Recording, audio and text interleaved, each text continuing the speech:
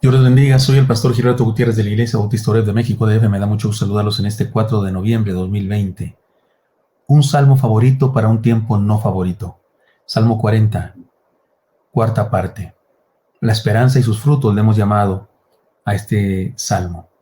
Alabanza por la liberación divina, dice al músico principal, Salmo de David. Este salmo de alabanza y gratitud, que se centra en la esperanza, nos desafía a conocer mejor a Dios.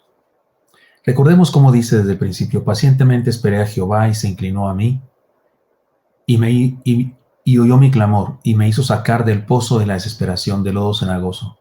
Puso mis pies sobre peña y enderezó mis pasos. Sigamos ahora con los demás versículos y encontremos la hermosa enseñanza que tiene para nosotros. La esperanza nos aclara la revelación de Dios. O podríamos decirlo de otra manera, la esperanza nos aclara quién es Dios. Dice en versículos 6 al 8, sacrificio y ofrenda no te agrada. Has abierto mis oídos, holocausto y expiación no has demandado. Entonces dije, he aquí vengo, en el rollo del libro está escrito de mí. El hacer tu voluntad, Dios mío, me ha agradado, y tu ley está en medio de mi corazón. Está en medio de mi corazón. Los dioses inventados por el hombre son terribles, temibles, tiranos, amenazantes. Los que creen en ellos tienen que hacer sacrificios, rituales, ofrendas para agradarlos, para aplacar su ira y para poder pedir sus bendiciones. En otras épocas, y tristemente parece que el día de hoy todavía hay personas que hacen eso a escondidas como delito, incluso ofrecen seres humanos, sus hijos mismos. En cambio, el Dios del salmista, es decir, el Dios de la Biblia, el Dios en el que usted y yo creemos, es diferente. El texto nos aclara contundentemente: sacrificio y ofrenda no te agrada. Has abierto mis oídos, holocausto y expiación no has demandado. Fíjese toda la frase. Sacrificio y ofrenda no te agrada, lo entiende el hermano David. Y luego dice, has abierto mis oídos. Por eso lo entiendo, porque ahora me queda claro. Holocausto y expiación no has demandado. Abrí mis oídos y no me demandaste veladoras, ni me demandaste que me fuera de rodillas con nopales en la espalda hasta no sé dónde, ni me demandaste que le mandara una ofrenda al usurero ese que sale por televisión pidiendo dinero. No me dijiste nada de eso, porque ahora entiendo que no se trata de eso. A causa de la esperanza que transforma, que da esperanza, que auxilia en medio de las luchas, el escritor de este salmo ha llegado a conocer el carácter de Dios. Ha recibido su revelación y sabe que Dios es un Dios distinto. Un Dios que no se alimenta de sangre ni del dolor ajeno, ni del dolor humano, ni del miedo, ni de los rituales religiosos. Es un Dios que lo único que quiere es que el ser humano sea feliz, y para que sea feliz debe seguir sus mandamientos. Y por feliz no me refiero a alegre momentáneamente, sino pleno, en contentamiento. Aquí hace falta una explicación que he dado en varias ocasiones, pero hoy se hace indispensable otra vez. Los mandamientos de Dios son altruistas, no egoístas. Son bendiciones prácticas y no caprichos de una divinidad como las de la mitología de la historia. Cuando Dios nos dice que no hagamos algo es porque ese algo nos daña. Y Él sabe que nos daña y no quiere que seamos destruidos, y por eso nos dice, no lo hagas. No es que le moleste nuestra felicidad, no es que le moleste que estemos contentos con algo, no. Es que a Dios le molesta que el pecado nos destruya. Como cuando usted le pide a su hijo que no tome demasiado refresco, o que no coma demasiados dulces, porque primero le va a andar con una cuerda bárbara que no se duerme en toda la madrugada, y además le hace daño a sus muelas, a sus dientes. Y no es que usted no quiera a su hijo que disfrute, no es que usted quiera ver a su hijo infeliz y llorando porque no va a comer dulces o tomar refresco, no, es que usted lo quiere feliz mucho más tiempo. Cuando Dios dice que no hagamos tal cosa, nos lo dice porque tal cosa nos destruye, así que lo que quiere no es reprimirnos, sino bendecirnos, liberarnos, hacernos mejores personas. Por eso el salmista dijo, el hacer tu voluntad, Dios mío, me ha agradado, y tu ley está en mi corazón. Es decir, que se ha dado cuenta que los mandamientos de Dios le son bendición. No los cumple por obligación, los vive por conveniencia incluso. Ese concepto religioso de que Dios te manda a hacer cosas que no te gustan, pero te las manda, ni modo, las tienes que hacer porque es Dios, ni modo, es tu castigo, es tu penitencia. No, eso no es cierto, así no es Dios, así no actúa Dios. Cuando Dios te dice que hagas algo es porque Dios sabe, Dios que te formó, Dios que me hizo a ti, a mí y a ti nos hizo, nos formó. Él sabe que eso que nos pide que hagamos es lo que más anhela en nuestra vida, es lo que más bien nos hace en la vida. Lo digo cada rato, es como si Dios le dijera a las águilas, vuelen, vuelen en las alturas, que va a decir el águila, oh, qué mala onda Dios, ¿por qué me manda a volar? No, si para eso la creó, él va a ser feliz que le pida eso. Es como si Dios le pidiera a los peces, naden, naden. Coman algas, coman ahí insectos en el agua. Y el pez feliz de la vida porque es lo que le gusta hacer. Cuando Dios nos da órdenes que hagamos cosas es porque eso es lo que necesitamos hacer.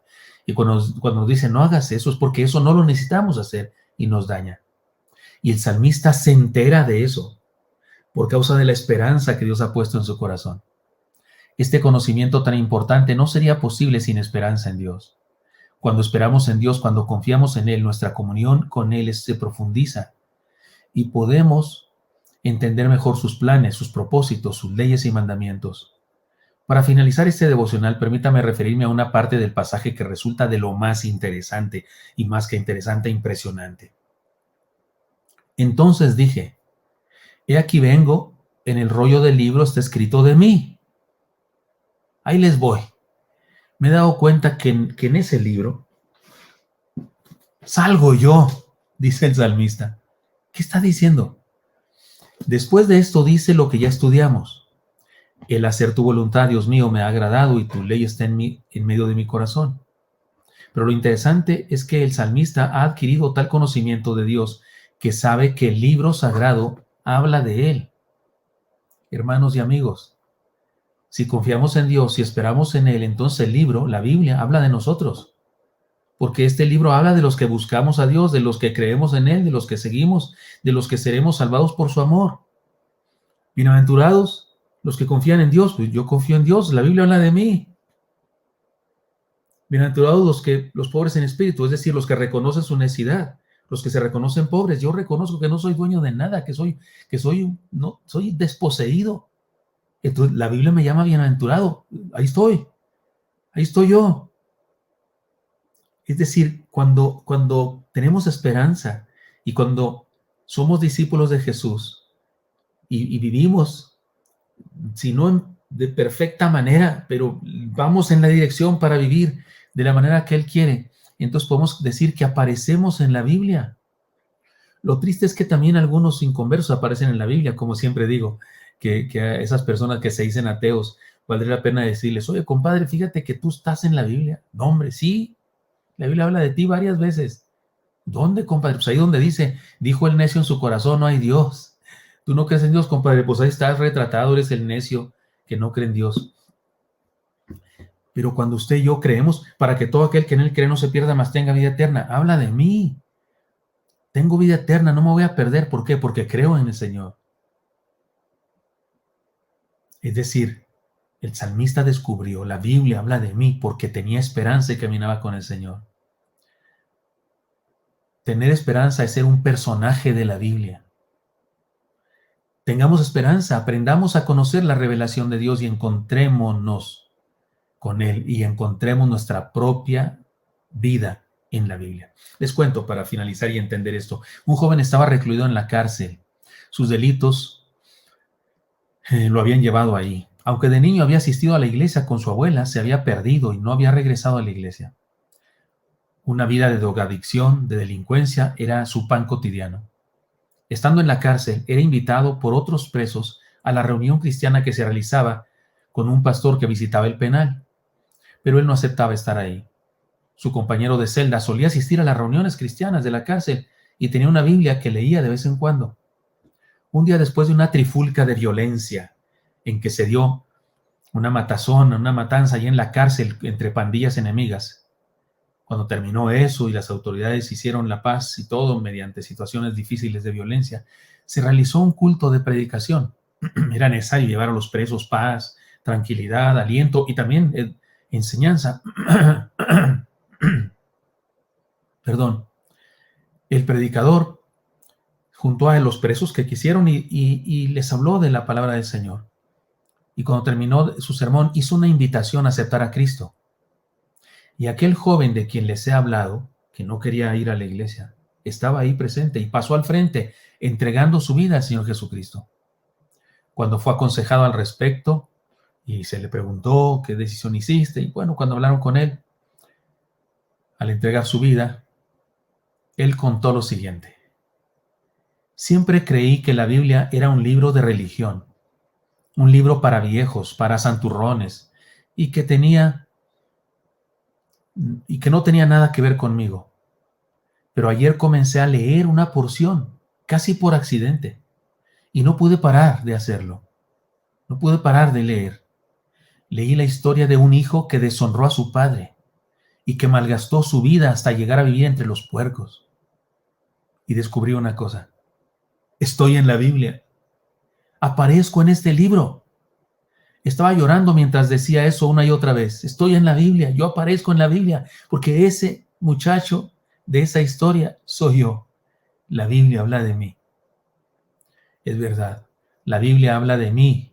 Yo estoy en la Biblia. Y ahora sé que tengo esperanza, dijo aquel joven, después de convertirse. Había leído la parábola del hijo pródigo. Pero usted y yo podemos estar seguros de una cosa: estamos presentes en cada página de la Biblia, porque Dios la escribió para nosotros. Acerquémonos a Él y tengamos esperanza de conocerle mejor y ser salvos, porque la esperanza nos revela quién es Dios. Espero que esto sea útil para usted y, perdón, antes, ahora oramos, ¿verdad? Señor Santo, pongo en tus manos a mis hermanos y hermanas, a los que tienen ansiedad, Señor, los que tienen tristeza, depresión, los que están angustiados. Por favor, te pido, dales paz, dales sustento espiritual, Señor. Ayúdales a sentir, a experimentar tu presencia, Señor. Y por causa de eso, que puedan levantarse cada día a seguir luchando y superando las pruebas. Pongo en tus manos a ese señor, a esa señora, a ese anciano, anciana, a ese varón, mujer, joven, adolescente, niño, niña. Los pongo en tus manos y bendícenos. Te lo pido en Cristo Jesús. Amén. Espero que esto sea útil para usted y me encantaría encontrar el día de mañana. Hasta pronto.